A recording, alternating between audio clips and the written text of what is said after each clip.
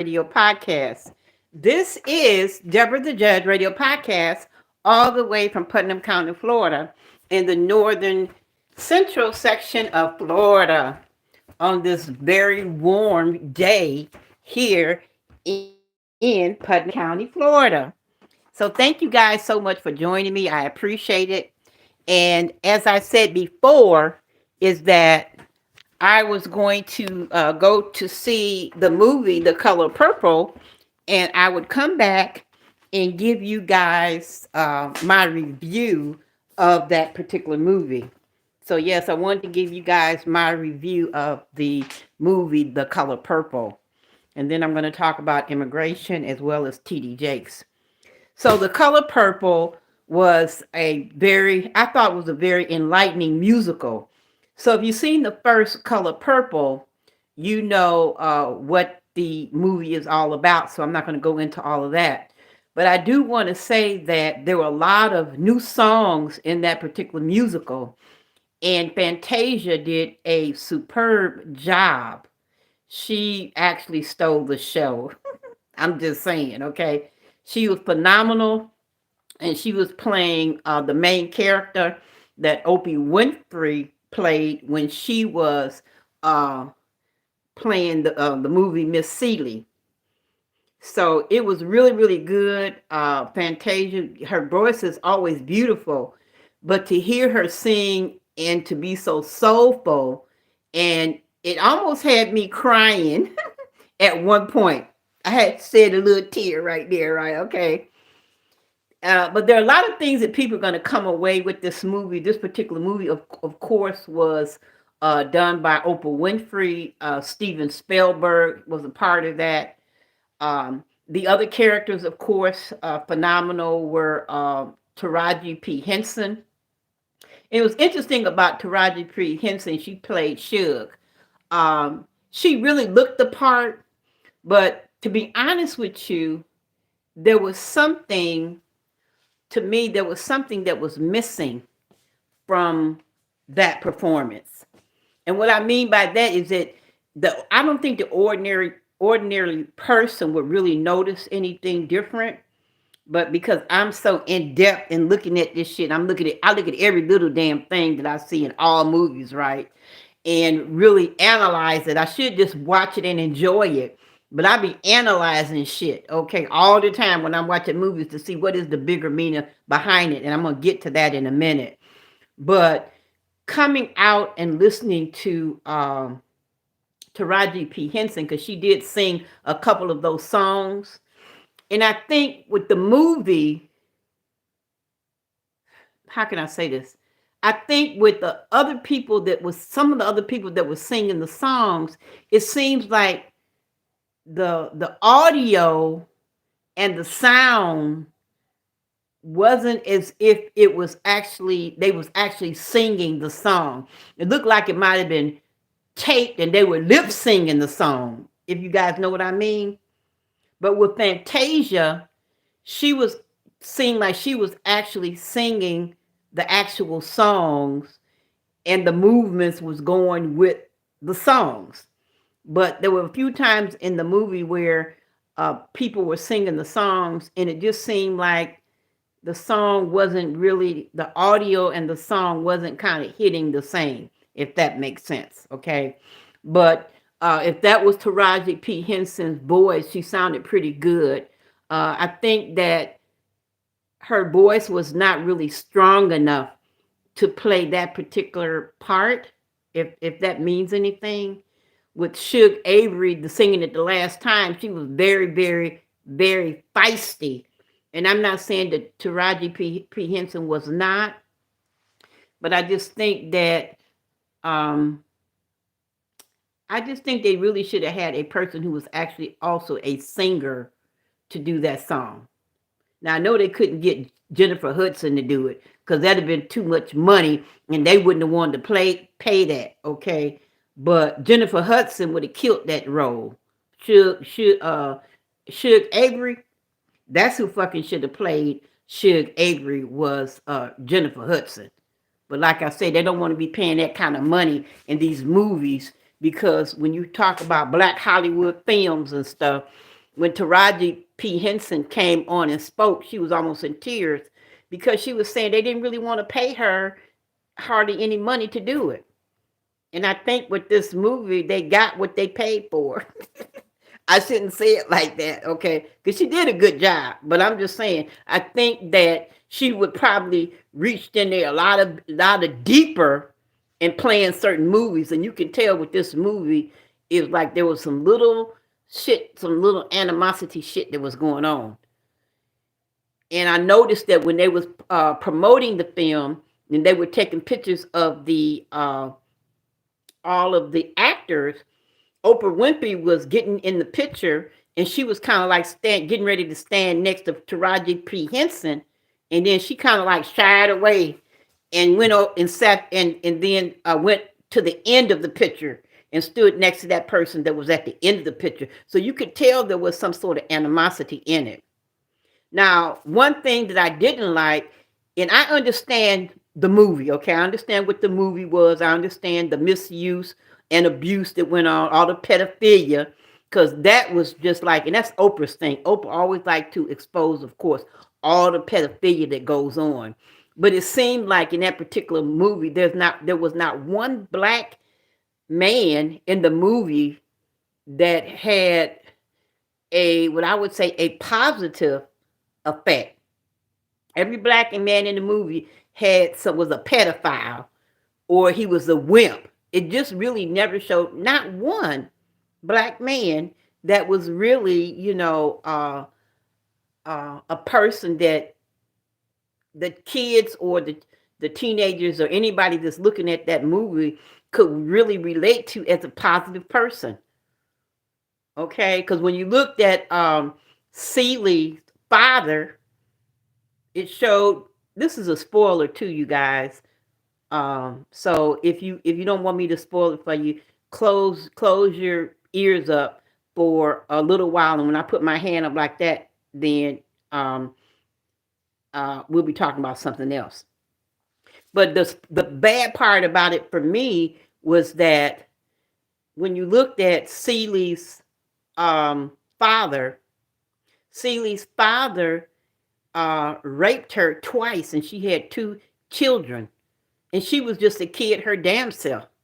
Okay, looked like she wasn't no more than 13 or something to that effect. Okay, but that's what it looked like to me, and it just really was really really sad that happened.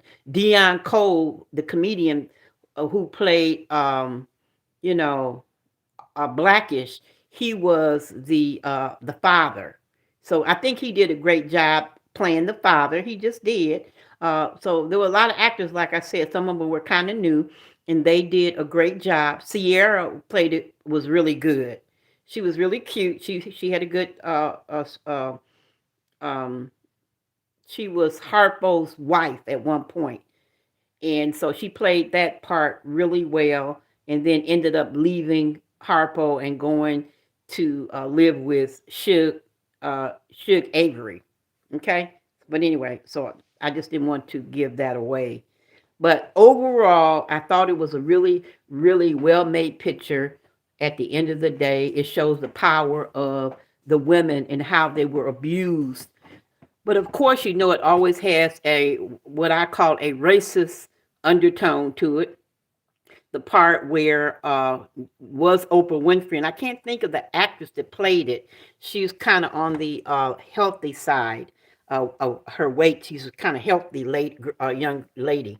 She's a cute looking girl, but she played that part, and it kind of always kind of upsets you. At least it upsets me every time I see a point where a black woman is being misused by someone, especially if it's in a racist conditone.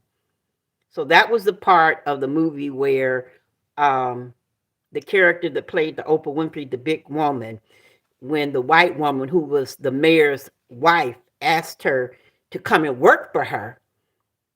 She wanted her to come work for her, and she said, hell no. And then at that point, the mayor jumped over there on her, and 3 or 4 or 5 or 6 white men just started beating her up and knocked her on the ground and just beat her ass. and she ended up getting 6 years because what she did was when the white guy came over there to talk with her because she told the white guy's wife, the mayor's wife, hell no. The mayor was like, "What the hell are you talking about? What you disrespecting my mama? My woman rather." And she drew back and she hit her ass and knocked her out.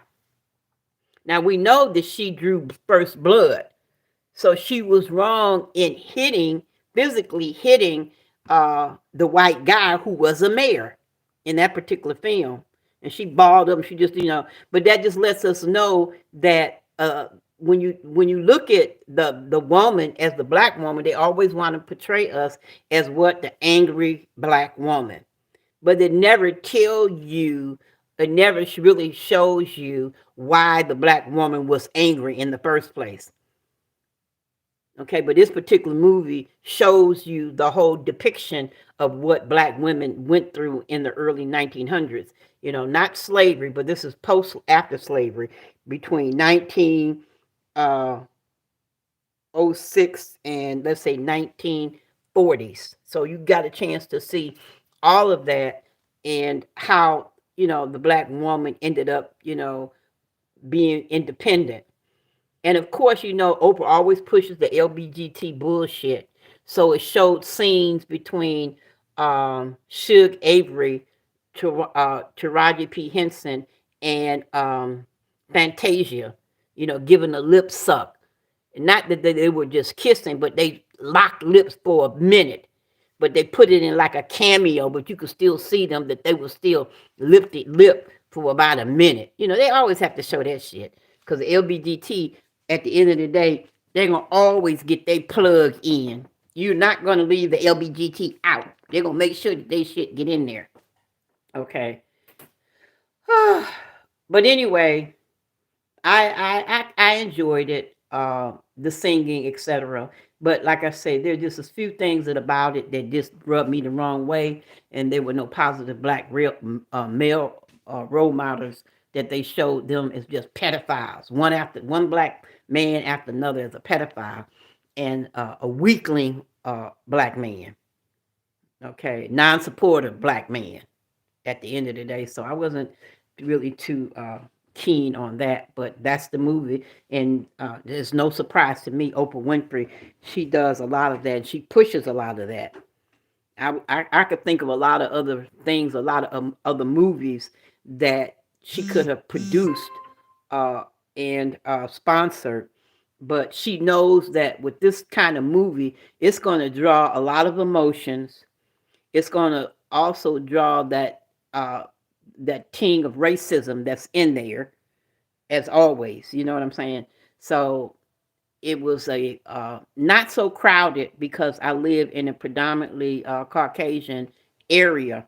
So there was a few, it was more than expected young white people that were there, and I'm glad that they were there in a sense so they could actually see how African Americans at that time were treated.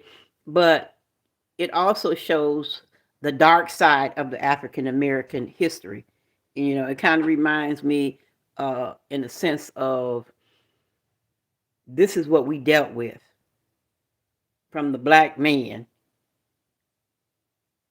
and there was no real sense of family. Now, toward the end, when Fantasia ended up seeing her sister that came back from Africa, and she united with her, that showed a sense of her family, but there was really no black positive role model in the picture at all, not a one, not one.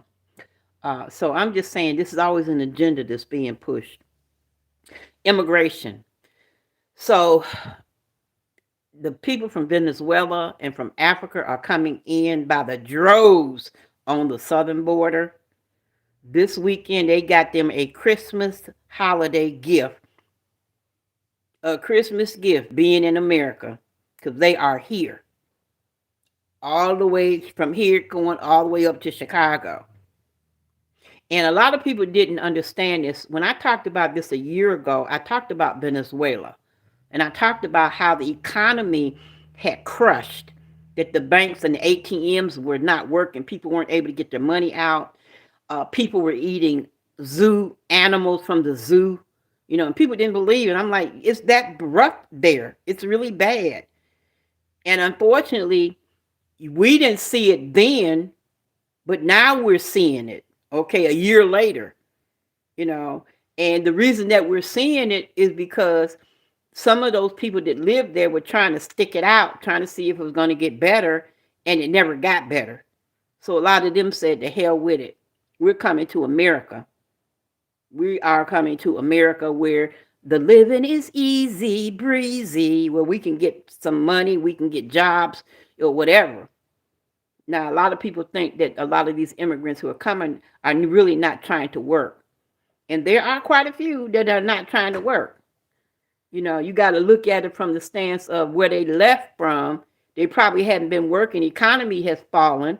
So they have a different mindset of how to get survival, how to survive.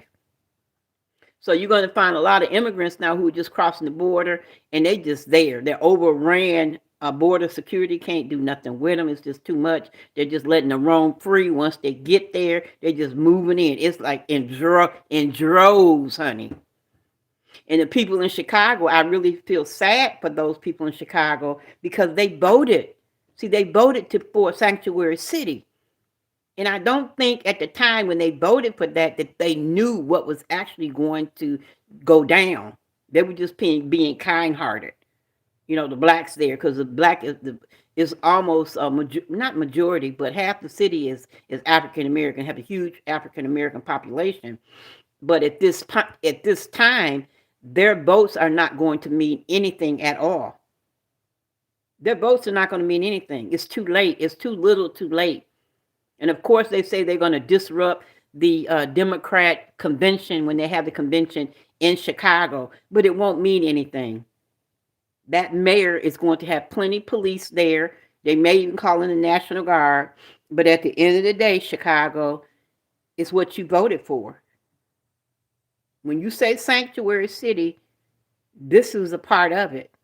And taking the resources from away from the people that are there and giving it to those people who don't pay taxes, who hasn't, when I say pay taxes, if they're buying something, they pay taxes, okay, in that sense, okay, but who have not built this country. They haven't built this country. Maybe from this point on, they may be building America, trying to keep America strong. Because America is a capitalistic country, and so the people on the top actually live off the people who live on the bottom. And African Americans now are not considered to be on the bottom at this point because you have the illegal immigrants who are coming in, and these are the people that are at the bottom now. So this is something the African Americans you need to get used to at the end of the day because it's already here. Now, I'm still hashtag reparations. I'm going to always say that. And if you can take care of all these immigrants, you can take care of Israel, you can take care of Ukraine, damn it, then you can take care of African Americans that work for this country and give them their just due for the promises that you made. And I'm not going to be here to debating on, well, that wasn't me. I didn't live back then. Well, what I would say, you have benefited from what your great forefathers did. You benefited from it. Whereas African Americans, even when they were set free, they still had to deal with Jim Crow law. They still had to deal with segregation. They still had to deal with redlining. They still had to deal with higher prices because they lived in the black neighborhood. And I want to share this little story with you when it comes to what somebody said about black people spending money on all these clothes and buying all of these high-priced items. Please understand, this is history of why black people buy name brand shit. It's not the matter of them trying to buy everything so expensive. It's just that black people at a certain point back in the day could not trust products unless they were name brand. In Chicago, living on the west side of Chicago, we used to go down to a place called Jewtown on 12th Street, 12th and Roosevelt in Chicago. And our parents and all the black people from the west side would go down to Jewtown and they would buy products, jeans and shoes and all that, appliances for the low. The problem is that, and these were the Jewish people that were there. So we always thought that the Jewish people were good people because they brought products to the neighborhood that were cheap. But you know, and I know that cheap products don't last long. So at the end of the day, you go down there and you buy an appliance, a no-name appliance, it might last you a year. But for $200 or extra $100 more for a name brand, it'll last you 10 or 15 years. So at the end of the day, you don't get a good deal. It's not a good deal. It's a swindle deal. But at the time, you thinking you're getting a damn deal, but you're not. So what we've learned as African Americans is that when you get a name brand product, there's a name attached to it. And if the company like General Motors, name is not General Motors, but General Electric name is attached to a refrigerator, they're not going to produce something that's low quality or no quality because their name is at stake. But if you go buy something from Jewtown, a no-name something refrigerator, you just got something and hoping that it does last for a while. But these are the certain things that when we talk about as African Americans, how we get duped and bamboozled into a lot of stuff, and why we do the things that we do, why we buy name products, name brand stuff, the Gucci's and everything of high quality because of that. But now we're in a situation where we got a lot of African manufacturers or African, retailers that make decent, good products. So we don't have to buy Louis Vuitton anymore. We can still get quality products at a good price, and they don't have to be so expensive. And the last thing I wanted to talk about was T.D. Jakes. So T.D. Jakes, of course, now has come out and said that these are lies about what they said about him being at Diddy parties and how he's associating with Diddy and he's in that lifestyle and he's the bottom and all these things that are circulating. And basically what he said on his Christmas service is that he was not going to address lies. He is not going to address any lies. And he's going to keep pushing forward. Basically, that's what he said. But at the end of the day, when you look at T.D. Jakes, and there are other people now that are coming out because of, he said that he hasn't done anything. But we're waiting to see, because T.D. Jakes basically also said that people that are coming out saying these things without any proof about him, they're basically gonna be sorry. That's my interpretation. Okay. That's my interpretation, mine only, that you keep, basically what he's saying, you keep spreading some bullshit about me online, okay, you're going to feel the wrath. Now whether he mean legal or whatever, okay, but he's getting really testy, upset about this shit. But that's the same thing that happened with Eddie Long. Remember Eddie Long, my old pastor, okay, that was involved with the gay guys. And he would be on the pulpit. He came to address it, just like T.D. Jakes. He came to address it. And his main thing was, I got 7 rocks. 7 rocks. And I haven't thrown one yet. And then a couple of weeks later, he settles out of court. But the congregation going, wow, that's right. That's right. You got 7 rocks, And I'm saying to myself, you got some rocks, all right. But anyway, I won't talk about the dead because the dead is the dead. And at the end of the day, I'm just happy to be alive, and so should you. So if you didn't accomplish everything that you wanted this year, just know you got next year to do it because you still here. While a lot of people are dead and gone. A lot of people. When I think about it, I'm like, damn, Michael Jackson left before I did. Whitney Houston, Luther, they left before I did. Damn. It's a lot of people that is gone. Period. They ain't here no more. So when it comes to me and living my life, I'm going to live my damn life. I'm not going to even worry about those that say or don't like me or don't like what I say. I don't give a shit about that. I can care less.